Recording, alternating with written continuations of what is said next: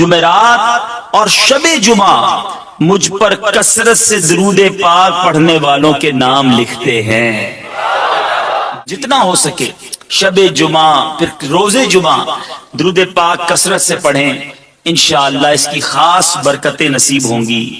پڑھتا رہوں کثرت سے درود ان پہ صدا میں، پڑھتا رہوں کثرت سے درود ان پہ صدا میں، اور ذکر کا بھی شوق پائے غوث و رضا دے.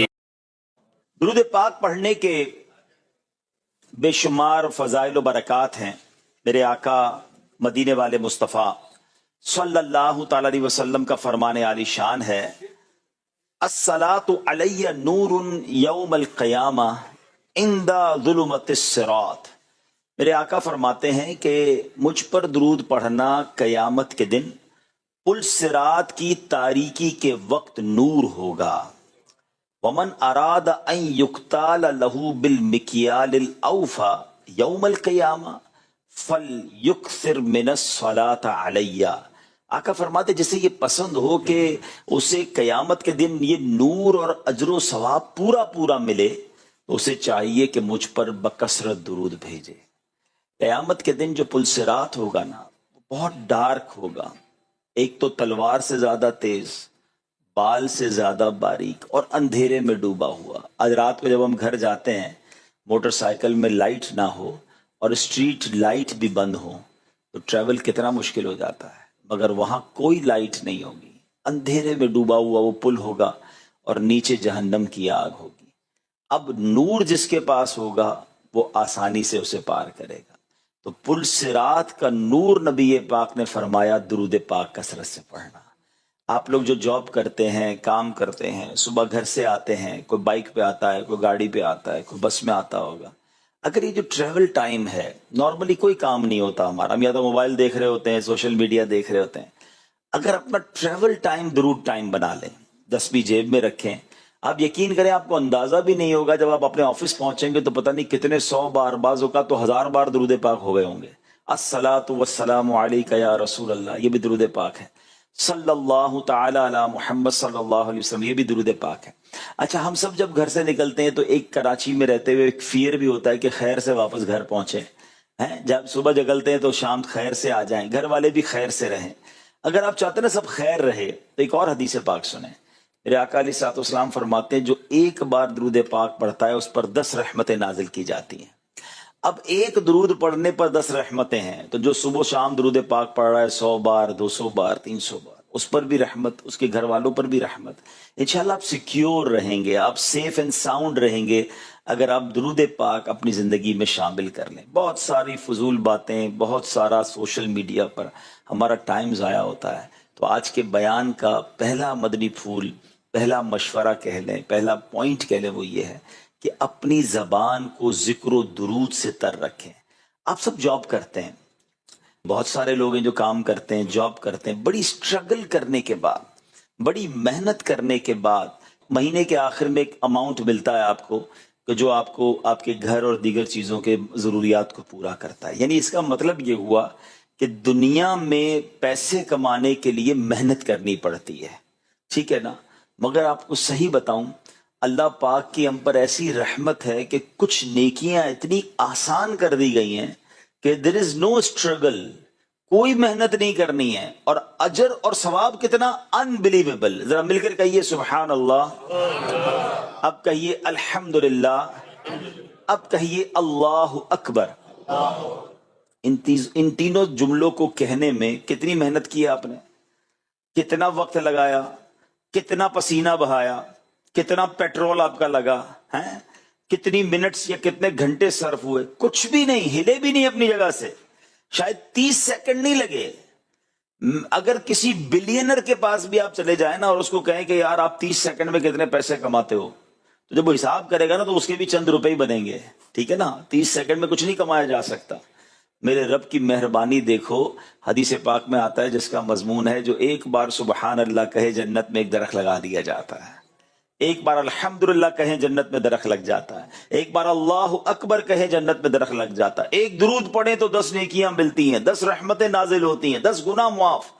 نتھنگ ٹو ڈو، کوئی مشکل نہیں ہے. اچھا آپ میں سے بہت سارے وہ جن کی انگلیاں چلتی ہیں، کام میں انگلیاں چلتی ہیں یا ماؤس چلتا ہے، زبان نہیں چلتی ہے، آپ کو بولنا زیادہ نہیں ہوتا ہے. اور انفارچونیٹلی بدقسمتی سے کراچی میں ایک اور پرابلم ہے، اسی علاقے میں دنیا کی پرابلم ہے، کراچی، حیدرآباد، نواب شاہی، سندھ میں، کہ جس کو بولنا کم ہوتا ہے تو منہ میں کچھ ڈال دیتا ہے، کیونکہ خاموشی رہنا ہے، کام میں بولنا تو ہے نہیں، تو اب سارا دن منہ میں کچھ ڈلا ہوا ہے، اور اس ڈلے ہوئے نے جو اس کو جس طرح تباہ کیا ہے، فائنینشلی بھی اور اس کی صحت کو بھی. خدا کے واسطے میں آپ کا بھائی ہوں، اور میں ان دنوں ایک بہت تکلیف سے گزرا ہوں. اب یوں سمجھے کہ میرے گھر میں ایک انتقال ہوا ہے. میرا بچپن کا دوست، ہم 30 سال سے دوست تھے، ہم بچپن سے ساتھ تھے، ماحول میں بھی ساتھ ساتھ آگے پیچھے آئے. اس بھائی کا پچھلے دنوں انتقال ہوا، اور اس کی وجہ اس کا منہ کا کینسر تھا، اور وہی پرابلم تھا کہ منہ اس کا ہر وقت بھرا رہتا تھا. اب وہ نہیں سمجھتے تھے، یا وہ سمجھتے تھے مجھے کچھ نہیں ہوگا، اور آخرکار ایسا کینسر ہوا کہ لاکھوں لاکھ روپے خرچ ہوئے. ہم دنیا کے ہر ملک میں لے جانے کے لیے اس کو تیار تھے، میں نے کہاں کوشش نہیں کی. آپ میرے کچھ کانٹیکٹس بھی سمجھتے ہیں، میں نے اس کی رپورٹس امریکہ بھیجی ہیں، میں نے اس کی رپورٹس دنیا کے کئی ڈاکٹرز کو بھیجی کہ آپ بتائیں میں اس کو لے کر وہاں آ جاتا ہوں اگر اس کا علاج ممکن ہے. تو ڈاکٹر نے کہا کچھ نہیں ہو سکتا. اور وہ 40 میری ایج کا میرا مجھ سے 1 سال بڑا ہوگا، 48 49 کی ایج میں وہ بھائی ہمارا دنیا سے چلا گیا. اللہ اس کی مغفرت فرمایا، اس کے درجات بلند فرمائے.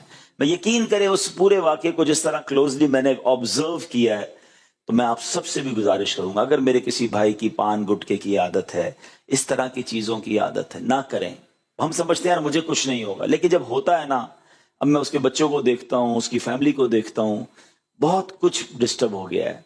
تو پلیز اپنے لیے، اپنے بچوں کے لیے، آپ کہتے ہیں یار بس، کچھ لوگ اس کو ٹینشن مٹانے کے لیے سمجھ کے کھا رہے ہوتے ہیں. ٹینشن مٹ نہیں رہی ہے، آپ ٹینشن بڑھا رہے ہیں. آپ ایک بار ہمت کریں، ایک بار اس چیز کو چھوڑیں. اچھا پھر اس کا ایک اور جو دینی نقصان سمجھے کہ جب تک آپ کے منہ میں یہ چیزیں آپ نہ درود پڑھ پا رہے ہیں، نہ آپ اللہ کا ذکر کر پا رہے ہیں، آپ کتنے لکی ہیں. آپ یقین کریں، اب پتہ نہیں یہ بات کہنی چاہیے کہ نہیں، لیکن تحدیث نعمت کے لیے کہہ رہا ہوں، شاید کسی کو بات کلک کر جائے. ہماری زندگی میں ہمارا بہت سارا وقت بولنے میں صرف ہوتا ہے، بیان، مشورہ، واٹس ایپ، تقریباً سارا دن ہم بولتے ہی رہتے ہیں.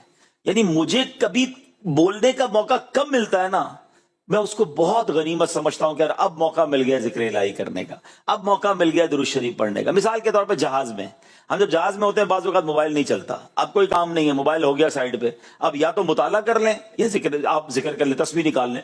تو اتنے درود پاک ہو جاتے ہیں، اتنا ذکر الہی ہو جاتا ہے کہ بندہ خوش ہو جاتا ہے کہ یار لاٹری لگ گئی، یار 1 گھنٹہ کچھ پڑھنے کا موقع مل گیا. مگر آپ میں سے کئی لوگ ایسے ہیں جن کے 7-8 گھنٹے ان کو بولنا نہیں ہے، ان کو کام کرنا ہے. اگر آپ کا مائنڈ سیٹ بن جائے کہ یار جتنی دیر کام کرنا اتنی دیر درود ذکر، اچھا بدل کے کرے نا، ایک ہی ذکر آپ کنٹینیو شاید نہیں کر پائیں گے. تھوڑی دیر کلمہ پاک پڑھ لیا، یار 1000 بار کلمہ پاک پڑھوں گا، 1000 بار درود پاک پڑھوں گا، 1000 بار سبحان اللہ کہوں گا، 1000 بار الحمدللہ کہوں گا، 1000 بار استغفر اللہ کہوں گا. آپ یقین کریں، آپ جاب سے گھر جائیں گے، ادھر جنت کے محل تیار ہو گئے ہوں گے آپ کے لیے.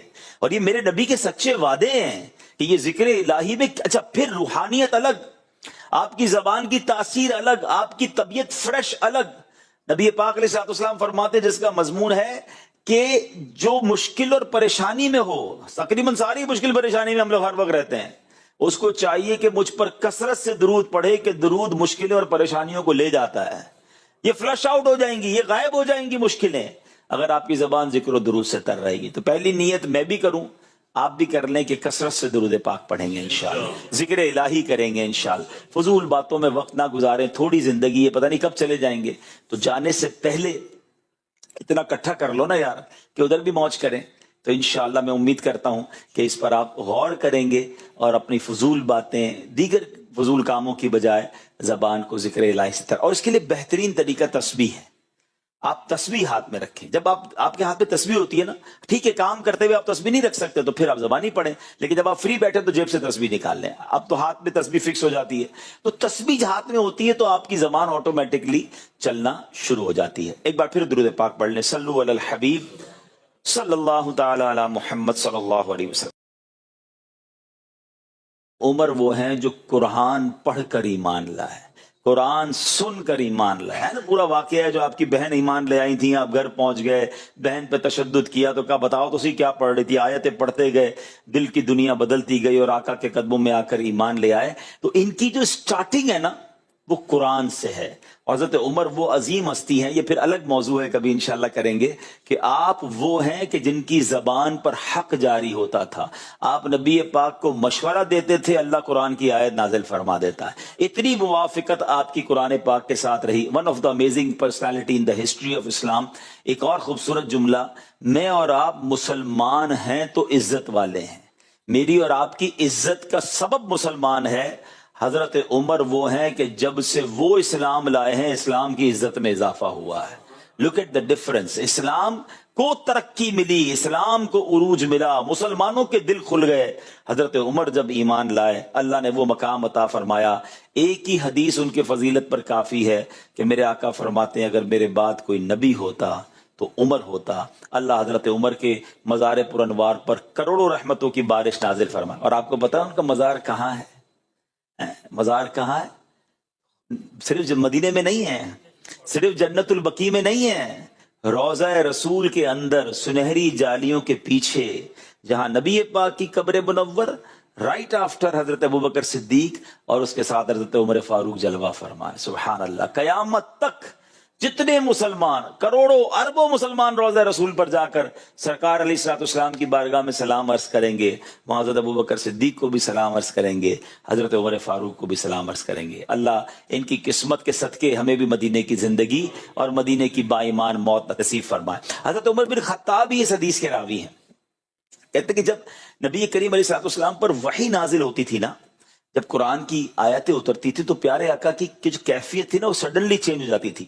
وہ کہتے پیارے آقا علیہ الصلوۃ والسلام کے چہرہ اقدس کے پاس مکھیوں کی بھنبھناہٹ کی آواز آتی تھی. صحابہ سمجھ جاتے تھے, نظر نہیں آتی تھی مکھیاں مگر اس طرح کی ساؤنڈ سنائی دیتا تھا تو وہ سمجھ جاتے تھے کہ نبی پاک پر وحی نازل ہو رہی ہے. اب ایک دن وحی نازل ہوئی, ہم سب رک گئے. جب یہ کیفیت ختم ہوئی تو پیارے آقا علیہ الصلوۃ والسلام نے قبلہ رو ہو کر ہاتھ اٹھائے اور دعا کی. چلے آپ بھی ہاتھ اٹھا لیں, بڑی بڑی مبارک, کیونکہ ہم اسی آیتوں کی تلاوت کر رہے ہیں اور دعائیں بڑی پیاری ہیں. اے اللہ عز و جل ہمیں زیادہ عطا کرنا اور کمی نہ فرمانا, ہمیں عزت دینا اور ذلیل نہ کرنا, ہمیں عطا فرمانا اور محروم نہ کرنا, ہمیں چن لے اور ہم پر کسی دوسرے کو نہ چن. اے اللہ عز و جل ہمیں راضی فرما اور ہم سے راضی ہو جا. آمین بجاہ النبی الامین صلی اللہ علیہ وسلم. پیارے آقا نے یہ دعا کی اور پھر فرمایا مجھ پر 10 آیتیں نازل ہوئی ہیں, جس نے ان مذکور باتوں کو اپنایا وہ جنت میں داخل ہوگا. اب وہ آیتیں کون سی ہیں؟ ٹھیک ہے, آیتیں کیا ہیں؟ اللہ تبارک و تعالیٰ قرآن میں ارشاد فرماتا ہے بسم اللہ الرحمن الرحیم قد افلح المؤمنون. پہلی آیت, بے شک ایمان والے کامیاب ہو گئے. آپ سب کو مبارک ہو. الحمدللہ اس پہلی آیت پہ ہم سب کا عمل ہے کہ ہم سب مسلمان ہیں. ایمان والے کامیاب ہیں اور ہم کون ہیں؟ ایمان والے. الحمدللہ فرسٹ کیٹیگری, یعنی پہلا کوسچن کے آگے ٹک ہو گیا ہے کہ یہ ہمارا عمل ہے. مگر اس میں ایک تھوڑا سا ٹویسٹ ہے. آپ ماشاءاللہ انٹرنیشنلی چیزوں پہ نظر رکھتے ہیں. اس وقت دنیا میں the most growing religion on earth, دنیا میں سب سے تیزی سے پھیلنے والا مذہب کون سا ہے؟ اسلام. ٹھیک ہے نا, لیکن اس کا مطلب یہ نہیں کہ ون وے ٹریفک ہے. جب غیر مسلم مسلمان ہو سکتا ہے تو معاذ اللہ مسلمان بھی کافر ہو سکتا ہے. ہم مسلمان تو ہو گئے, پہلا سوال ٹک, مگر کامیاب کب ہوں گے؟ جب مسلمان مریں گے. قبر میں بھی ایمان لے کر جائیں گے نا. کوئی زندگی بھر مسلمان رہے معاذ اللہ پہ کافر ہو جائے, مرتد ہو جائے تو کیا ہوگا؟ تو یہ بات ذہن کے کسی گوشے میں رہنی چاہیے, اس کا ڈر رہنا چاہیے, اس کی دعائیں ہونی چاہیے کہ اللہ مسلمان تو بنا دیا, اب ایمان سلامت رکھیو. اور یہ میں نہیں کہہ رہا, پیارے آقا علیہ الصلوۃ والسلام کی دعاؤں میں سے ایک دعا ہوتی تھی, یا مقلب القلوب ثبت قلبی علی دینک, اے دلوں کو پھیرنے والے میرے دل کو اپنے دین پر ثابت قدمی عطا فرما. اب یہ کون کہہ رہے ہیں؟ جن کے صدقے ہمیں ایمان ملا ہے. تیرے صدقے میں آقا سارے جہاں کو دین ملا. وہ آقا کہہ رہے ہیں کہ اللہ میرے دل کو سلامت رکھ. یہ ہماری تربیت ہے نا کہ دل بدلتا ہے. اب ہر کسی کو سننا ہے، ہر کسی کی صحبت میں بیٹھنا ہے. ہمارے یہاں یہ بھی بڑا پرابلم ہے کہ ہم کہتے ہیں یار میں سنتا سب کو ہوں، میں بیٹھتا سب کے ساتھ ہوں. ہمیں یہ سمجھنا ہے کہ ہمیں اگر بے دینوں کے ساتھ بیٹھیں گے، بے دینوں کو سنیں گے، تو یہی تو ان کا پلان ہے کہ کسی طرح ہمارا ایمان چھین لیا جائے. شیطان نے اپنے چیلے چھوڑے ہوئے ہوتے ہیں نا. شیطان اپنی شکل پہ تو نہیں آتا، کوئی نہ کوئی بندے آگے کرتا ہے، کوئی ایسی خیالات آگے لاتا ہے. تو ہمیں بہت فکر مند رہنا ہے. آپ کی موٹر سائیکل آپ نہیں لیں تو شاید آفس میں بیٹھے بیٹھے تھوڑی دیر بعد نکلتے ہوں گے باہر، کھڑی ہے کہ نہیں کھڑی ہے. موبائل نیا والا جیب میں ہو تو ہر تھوڑی دیر بعد بلا ارادہ ہاتھ جاتا ہے جیب میں. ہاں ہے بھائی بیٹھا ہے، ابھی بھی ہو سکتا ہے کسی نے تھوڑی دیر پہلے بھی لگایا ہو. ہاں ہے بھائی کچھ بھی نہیں ہوا. کیوں؟ جتنی قیمتی چیز اتنی فکر زیادہ. ایمان سے بڑھ کر ہے کچھ؟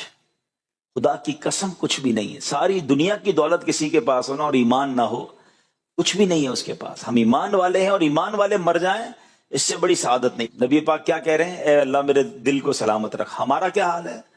کبھی کوئی دعا، کبھی کوئی فکر، کبھی کوئی ٹینشن. کبھی کسی بزرگ کے پاس گئے کہ حضرت بتائیں تو اسے ایمان کیسے چھن سکتا ہے، کیا کیا چیزیں ہیں. اس کی پوری تفصیل ہے. میں اس میں ایک مشورہ دے دیتا ہوں. ایک کتاب ہے امیر اہل سنت کی، ایک تو کفریہ کلمات کے بارے میں سوال جواب، بڑی ہے، چھوٹی پڑھنا چاہیں تو برے خاتمے کے اسباب کتاب ہے، 28 کفریہ کلمات. یہ چھوٹے چھوٹے رسالے آپ پڑھیں گے تو آپ کو ریئلائز ہوگا. سب سے پہلے یہ ریئلائز کریں کہ ایمان چھن سکتا ہے. اٹس ناٹ پروٹیکٹڈ 100% نہیں ہے. ہمیں دعا کرنی ہوگی، ہمیں فکر کرنی ہوگی، دروازہ بند کرنا ہوگا، کوئی نہ کوئی پلان کرنا ہوگا کہ ایمان کو چھین نہ سکے. کیونکہ قد افلح المؤمنون، کامیاب لوگ کون ہیں؟ ایمان والے. ہمیں ایمان والا بنایا اللہ نے، یہ اللہ کی مہربانی ہے، مگر ایمان سلامت رکھنا ذمہ داری ہماری ہے. ہم نے اس کو ہاتھوں سے ضائع کر دیا تو کہیں ایسا نہ ہو سارا سفر بیکار ہو جائے. اب آگے چلتے ہیں. اب وہ ایمان والے کون ہیں جو کامیاب ہیں؟ ان کی کیٹیگریز بیان کی ہیں. 6-7 کام ہیں، غور سے سنتے جائیں اور آج نیت کر لیں. ویسے میں آپ کو بتا رہا ہوں کہ دنیا کا سب سے بڑا انعام آپ کو ملنے جا رہا ہے. اگر اس کے لیے 5-6 کام کرنے ہوں تو میرے جیسا آدمی تو کہے بھائی مجھے کام بعد میں بتانا، نیت میں پہلے کرتا ہوں، میں کروں گا انشاءاللہ. کریں گے انشاءاللہ. آپ سن لیں کیا کرنا ہے، بس جنت کا راستہ اور ایسا انعام. ابھی انعام بتاتا ہوں آپ کو.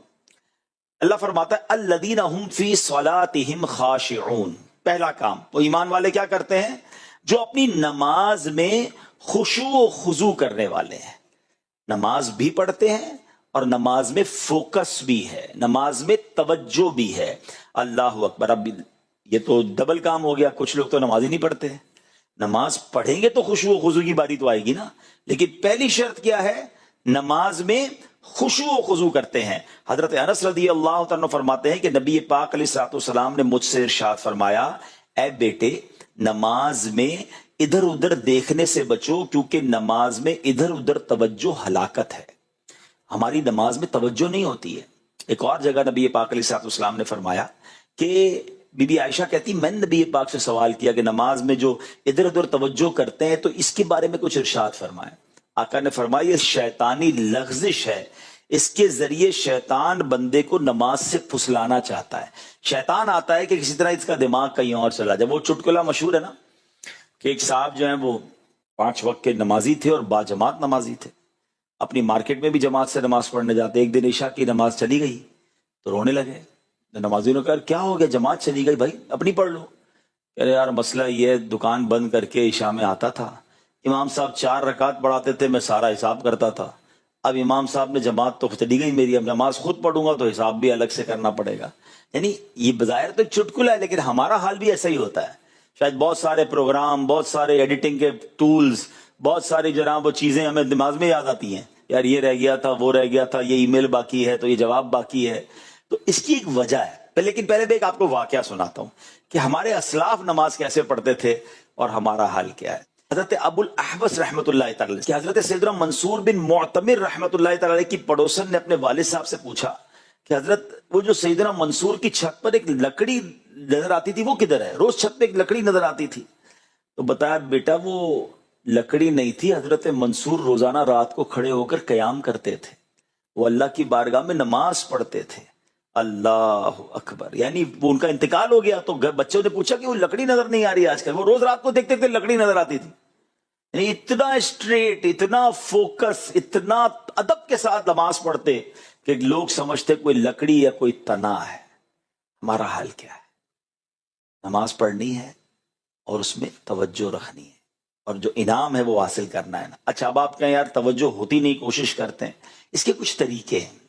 سب سے پہلا طریقہ میں آپ کو یہ بتاتا ہوں کہ نماز کا معنی سمجھیں, میننگ سمجھیں.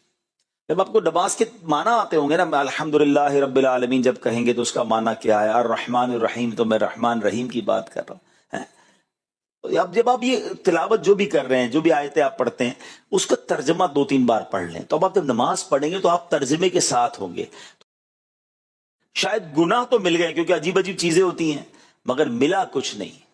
اور یہی 2 گھنٹے ذکر ہو جاتا, تلاوت. اگر مائنڈ بنا ہوتا نا کہ یار 10 منٹ میں سورہ یاسین کی تلاوت ہو جاتی ہے, یہ بندہ مجھے کہہ کر گیا میں 10 منٹ میں آ رہا ہوں, یہی موبائل نکالنا ہے, نکالنا کچھ اور نہیں ہے, مگر اس میں قرآن آن کرنا ہے اور 10 منٹ میں سورہ یاسین پڑھ لینی ہے. جو ایک بار سورہ یاسین پڑھے 10 قرآن پاک کا ثواب مل جاتا ہے.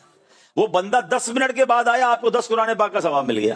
اور یہی 10 منٹ سوشل میڈیا پہ گزارے, شاید کتنے سارے گناہوں کے انبار لگ گئے. قرآن کہتا ہے وہ فضول باتوں کی طرف توجہ نہیں کرتے. ہم دیکھیں تو ہمارا اتنا فضول کاموں میں انوالومنٹ ہو گئی ہے کہ گھر والوں کو دینے کے لیے بھی ٹائم نہیں ہے. آج کل گھر پر جا کر بھی لوگ گھر پر نہیں ہیں. کبھی کبھی تو گھر والے بتاتے ہیں کہ 5 بندے گھر میں ہی بیٹھے ہیں مگر سب کے پاس ہاتھ میں موبائل ہے, کوئی کسی سے بات نہیں کر رہا ہے. پہلے گھر سے جاتے تھے تو گھر والے پوچھتے تھے کیسا دن گزرا, ہم گھر والوں سے پوچھتے تھے دن کیسا گزرا, بچے کو توجہ دی, بھائی بہن کی طبیعت پوچھی, امی ابو کا حال احوال پوچھا, ختم. ایک تو پہلے منہ میں کچھ لوگوں کو کچھ رکھا ہوا ہے, وہ بولتے ہی نہیں ہے, اور دوسرا ان کے ہاتھ میں موبائل آ گیا ہے. نہ کریں ایسا, کچھ پروڈکٹیو کریں. آپ کو پتہ ہے اچھا میں چلے, یہ تو دینی بات ہو رہی ہے نا, کیونکہ شریعت میں صرف دینی باتوں کو کرنے کا نہیں کہا گیا. کوئی نہ کوئی کارآمد کام کر لینا, آپ کوئی کورس کر لیں اگر آپ کے پاس ٹائم ہے, کوئی ایسی چیز دیکھیں جس سے آپ کی اسکل ڈیولپ ہوتی ہو, گناہ بھی نہ ہو, کوئی ناجائز چیز نہ ہو. کچھ لوگ زبان سیکھ لیتے ہیں, انگلش سیکھ لیتے ہیں. آپ کو پتہ ہے دنیا میں ایک فینومینا ہے, ایک تحقیق ہے, یونیورسٹی آن ویل, یعنی پہیے کے اوپر یونیورسٹی. وہ کیا ہے؟ وہ یہ ہے کہ مثال کے طور پہ کئی لوگ ہیں, میں نے بھی دیکھا, آپ میں سے جو ٹریول کرتے ہیں دیکھا ہوگا کہ جب آپ یورپ جاتے ہیں, UK جاتے ہیں, یا عرب ممالک میں بھی دیکھا ہم نے کہ جب ٹرین میں سفر کرتے ہیں لوگ, جاب پہ جاتے ہیں, ٹرینیں چلتی ہیں وہاں پر, بسیں چلتی ہیں, تو وہ ان کو پتہ ہے روز 40 منٹ ٹرین میں بیٹھنا ہے, روز 40 منٹ بس میں, 50 منٹ بس میں بیٹھنا ہے. وہ 40-50 منٹ میں کچھ پڑھتے ہیں, ایک کتاب ساتھ رکھی ہوتی ہے, جاتے بھی پڑھتے ہیں, آتے بھی پڑھتے ہیں. تو یہ جو تعلیم انہوں نے حاصل کی نا, پہیوں پہ حاصل کی ہے, سفر میں حاصل کی ہے, اور اینڈ آف دا ڈے 6 مہینے بعد وہ ڈپلوما کر لیتے ہیں, کوئی امتحان دے دیتے ہیں. مجھے اچھی طرح یاد ہے, ملک یاد نہیں آ رہا, یورپ کا ہی کوئی ملک تھا, تو ہمارے اسلام بھائی کہتے ہیں کہ میں روز 6 بجے ٹرین میں جاتا ہوں آفس پر اور واپس آتا ہوں. تو میں نے روز 6 بجے, یعنی جو 6 یا 7 جو بھی ٹرین کا ٹائم ہے, میں نے مدرسۃ المدینہ on line, Faizan on line والوں سے کلاس بک کر لی ہے. جیسے ہی ٹرین میں بیٹھتا ہوں اپنا ہیڈ فون لگاتا ہوں, قاری صاحب پڑھانا شروع کر دیتے ہیں, 30-40 منٹ کلاس ختم ہوتی ہے تو آفس آ جاتا ہے, اپنے آفس چلا جاتا ہوں. وہ 30 منٹس میں روزانہ قرآن پاک پڑھ رہے ہیں اور کورسز مکمل کر رہے ہیں. تو یہ ہے مائنڈ سیٹ, اس کو کہتے ہیں چنک آف ٹائمز, وقت کے چھوٹے چھوٹے پیسز. یہ ہمارے پاس پورے دن میں بکھرے ہوئے ہیں, لیکن عقل مند ہو تو ان چھوٹے پیسز سے یا تو دنیا اچھی کر لیتا ہے یا آخرت اچھی کر لیتا ہے. فضول نہیں گزارتا, اتنا ٹائم نہیں ہے میرے پاس. ہم سب کے پاس ایک ہی زندگی ہے, ہم سب کے پاس 24 گھنٹے ہی ہیں. جو کامیاب لوگ ہیں ان کے پاس 48 گھنٹے یا 72 گھنٹے نہیں ہوتے دن کے, وہ 200-300 سال نہیں جیتے. دنیا کے کامیاب لوگ بھی 60-70 سال ہی جیے ہیں, مگر وہ کہاں پہنچ گئے اور ہم کہاں رہ گئے؟ کیونکہ انہوں نے وقت کا صحیح استعمال کیا. وہ کہتے ہیں نا, مسافر شب کو اٹھتے ہیں جو جانا دور ہوتا ہے. جو بڑا سفر کرنا چاہتے ہیں نا, وہ اپنا وقت بہت سوفسٹیکیٹڈ, بہت کیلکولیٹڈ طریقے سے گزارتے ہیں. خاص یہ بات سمجھ آ جائے, قرآن بھی یہی کہہ رہا ہے. کہتے ہیں ٹائم مینجمنٹ پر بڑے بڑے سیمینار ہوتے ہیں. میں کہتا ہوں یہ ایک آیت ٹائم مینجمنٹ کے لیے شاہکار ہے کہ اللہ نے ایک آیت میں بتا دیا کہ جو کامیاب لوگ ہیں وہ فضول باتوں کی طرف التفات نہیں کرتے. تو سمجھ جاؤ کہ اگر کامیاب بننا ہے تو فضول باتیں, خاص طور پہ گناہوں والی باتیں جو میرے کو کچھ دے تو نہیں رہی ہیں, میرے لیے جہنم کا عذاب اکٹھا کر رہی ہیں, تو پھر کیوں جاؤں ادھر بھائی. اب آگے چلیے, اللہ فرماتا ہے والذین هم للزکاۃ فاعلون, اور وہ جو زکوٰۃ دینے کا کام کرنے والے ہیں. یہ تیسرا کام دے دیا ہمیں, زکوٰۃ دیتے ہیں. جس پر بھی زکوٰۃ واجب ہے وہ زکوٰۃ ادا کرے تو وہ کامیاب لوگوں میں شامل ہے. اب چلتے ہیں چوتھے کام کی طرف.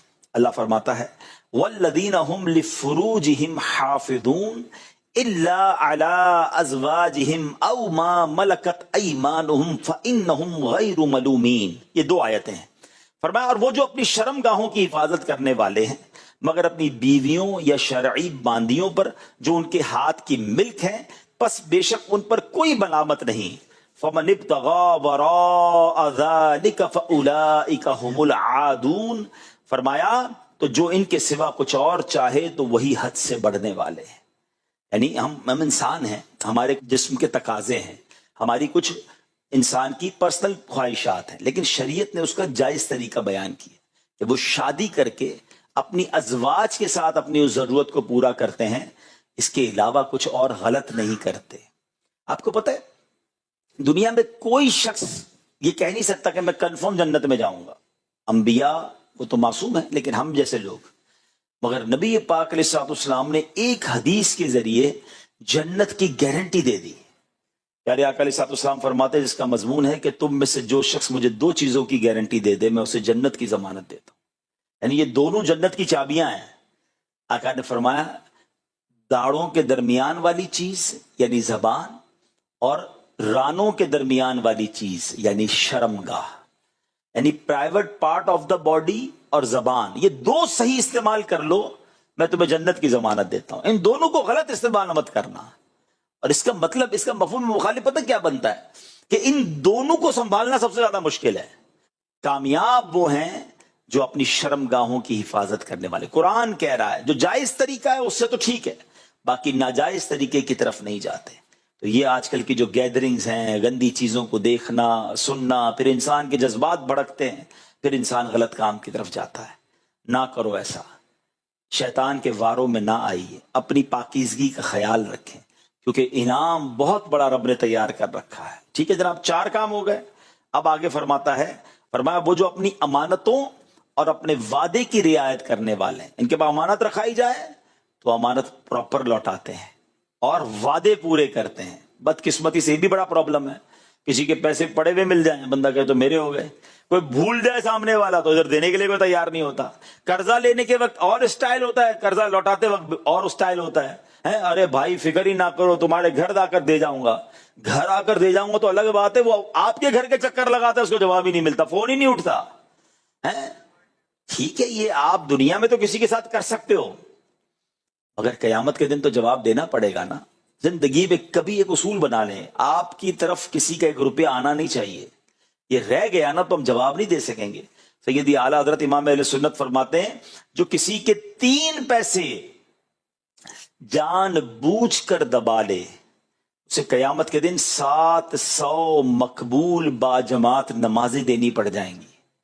3 پیسے کے بدلے جو 1000 روپے 2000 روپے 10,000 روپے 1 لاکھ روپے پر دبا کے بیٹھا ہوا ہے, زمین پر قبضہ کر کے بیٹھا ہوا, اس کا بنے گا کیا؟ ہم سمجھتے ہیں میں بڑا ترم خان ہوں, میرا کوئی بگاڑ نہیں سکتا. ارے بھائی آپ کو پتہ ہی نہیں ہے. دیکھیں میں آپ کو جو بات کہنے جا رہا ہوں نا وہ بہت بڑی میری زندگی کا نچوڑ ہے, اور میں نے یہ باتیں بڑے بڑے لوگوں سے بھی سنی ہے جو مجھ سے بھی بڑی عمر کے ہیں. شاید آپ کو ابھی نہ سمجھ آئے, لیکن جو 50 سے اوپر کے وہ میری بات کی تائید کریں گے. آپ ایک بات نوٹ کر لیں, لکھ لیں کہیں, جس نے جس کے پیسے کھائے نا وہ کبھی زندگی میں کامیاب آپ کو نظر نہیں آئے گا. پیسے کھانے والا آپ کو چھپتا ہوا, آپ کو ڈرتا ہوا, آپ کو تباہ ہوتا ہوا نظر آئے گا, اور جس کے کسی نے پیسے کھائے نا اللہ نے اس کو اس سے زیادہ پھر لوٹا دیے ہیں. یہ اصول ہے. تھوڑے دن لگتے ہیں, جس کے اوپر ظلم ہوا ہے نا اللہ اسے کھڑا کر دیتا ہے, اور کھانے والا برباد ہی رہتا ہے. اچھا دنیا میں تو برباد رہا, اب آخرت میں الگ اس نے بربادی اٹھانی کیونکہ اس نے اس کا بدلہ دینا ہے. کبھی زندگی میں بندہ کسی کے پیسے کسی کا حق لے کر کامیاب ہو ہی نہیں سکتے. تھوڑے دنوں کی چاندی ہوتی ہے, اس کے بعد ہم نے اس کا ڈاؤن فال ہی دیکھا ہے, اس کا تباہ و بربادی ہوتے دیکھا ہے. تو ایک بات یاد رکھیں, کبھی کسی کا حق میری طرف نہیں آنا چاہیے. وہ اس کو پورا لوٹائے, وہ بھول گیا پھر بھی لوٹنا ہے, معافی بھی مانگے کہ یار لیٹ ہو گیا بھائی معذرت, اور پھر کیا فرمایا وعدے پورے کریں.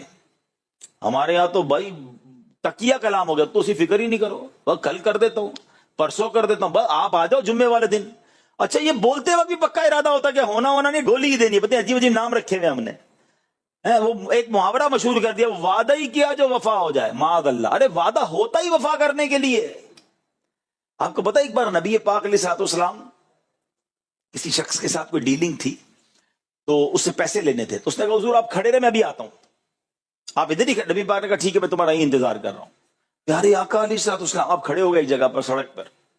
وہ بندہ گیا گھر جا کے بھول گیا کہ میں نے ٹائم دیا ہوا ہے. اس کو 3 دن بعد یاد آیا. وہ 3 دن بعد آیا تو نبی پاک وہیں کھڑے تھے. کہا نوجوان تو نے مجھے مشکل میں ڈال دیا. کہا حضور میں بھول گیا تھا, لیکن چونکہ نبی پاک نے وعدہ کیا تھا کہ میں کھڑا ہوں, آپ آ جاؤ. آپ وہیں کھڑے رہے اور ہم بس میں کل پہنچ رہا ہوں, فکر ہی نہیں کرو تمہارے گھر آ رہا ہوں. ارے بس پرسوں ہو گیا کام. نہیں اب تو کچھ لوگ ایسے ہیں جو جتنی قسمیں کھا لیں یقین بھی نہیں آتا ہے. میرا بھی ایک جملہ مشہور ہو گیا. لوگ کہتے ہیں نا تسی فکر نہ کرو, میں نے کہا جو کہتا تسی فکر نہ کرو اس کی زیادہ فکر کرو. ہاں وہ ہر بات بھی کہتا فکر ہی نہ کرے, ہو گیا کام. آپ ارے آپ ٹینشن ہی نہ لیں. جو یہ کہتا ہے ٹینشن نہ لو اس کی زیادہ ٹینشن لینی پڑتی ہے, کیونکہ یہ اس کا تکیہ کلام ہے. نہ کریں ایسا آپ. اچھا پھر ایسا بندہ جو ہے نا یوں سمجھے آہستہ آہستہ دوست کھو دیتا ہے, اعتماد کھو دیتا ہے. آپ ایسے بن جاؤ کہ آپ کہو نا آپ کا کام ہو جائے گا, سامنے والے کو پتا اس کی بات پتھر کی لکیر ہے, وہ آپ پر اعتماد کرے گا. یار اس نے آج تک جب جو بولا ہے نا وہ ٹائم پہ کیا ہے. ہم سمجھتے ہیں کہ یار گولی دے کے ہماری گاڑی چل رہی ہے آگے, نہیں چلے گی. آہستہ آہستہ آپ دیکھیں نا دکاندار کون سا چلتا ہے. آپ محلے میں سودا کس سے لیتے ہیں؟ آپ بعض دکاندار ایسے جو مہنگا سودا دیتے ہیں آپ جا کے اس سے لے لیتے ہیں کہ یار یہ سچا دیتا ہے. وہ سستا تو دیتا ہے مگر ملاوٹ کرتا ہے, تو ملاوٹ والے کا کاروبار آگے جا کے بد ہی ہوتا ہے. اور اچھی کوالٹی کا مہنگا بھی لوگ خریدتے ہیں. بالکل ایسے ہی بندہ وہی چلے گا. اچھا آپ اپنی آرگنائزیشن میں, اپنے ادارے میں, اپنے جاب میں بھی آگے جب ہی بڑھیں گے جب آپ سچے ہوں گے. آپ کا ایچ او ڈی کہے گا یار جب بول دیکھو جھوٹ بولتا ہے, جب دیکھو کوئی بہانہ کرتا ہے. آہستہ آہستہ آہستہ آپ ڈاؤن. پھر آپ پتہ کیا کہیں گے, یار پتہ نہیں مجھے کیوں پیچھے کرتے ہیں, مجھے آگے نہیں بڑھاتے, میری تنخواہ نہیں بڑھاتے, میرا گریڈ نہیں بڑھاتے. بھائی آپ کی باتیں ہی سمجھ نہیں آتی. آپ ہر وقت کوئی نئی کہانی سنا رہے ہوتے ہو. سچے رہو نا. اچھا کہانیاں پتہ ہی کون سناتا ہے؟ ایک بات اور زندگی میں یاد رکھیں, ہمیشہ کہانیاں وہ سنائے گا جس کو کہانی سنبھالنی ہوتی ہے. جھوٹے کو کہانی سنبھالنی ہوتی نا. مثال کے طور پہ آپ سے کسی نے پوچھ لیا بھائی آپ 2 دن کیوں نہیں آئے, تو دادی کا انتقال ہو گیا تھا. اب آپ کو ساری زندگی یاد رکھنا ہے کہ میں نے اپنے چینل میں دادی مار دی ہے. اب 2-3 مہینے بعد آپ نے کہا دادی بیمار تھی, تو ایچ او ڈی کہا 3 مہینے پہلے تو انتقال ہوا تھا, بیمار کیسے ہو گئی؟ تو پریشان. جو جھوٹا ہوگا نا وہ ہمیشہ پریشان رہے گا. اچھا کسی نے پوچھا کہاں رہتے ہو, اچھا ذرا بھرم بھی مارنا تھا, اب لیاری بولوں گا تو نہیں میں تو جمشید روڈ پہ رہتا ہوں یا میں بہادر آباد رہتا ہوں. اب ساری زندگی اس دوست کے ساتھ یاد رکھنا ہے میں لیاری میں نہیں رہتا, اس کے سامنے بہادر آباد رہ رہا ہوں. اس کو سچے کو ٹینشن ہی کوئی نہیں ہے. اس کو نیند سے اٹھا کے پوچھو کہاں رہتے ہو, جہاں رہتا ہے وہ بتا دے گا کہاں رہتا ہوں. کیا کرتے ہو تو یہ کرتا ہوں.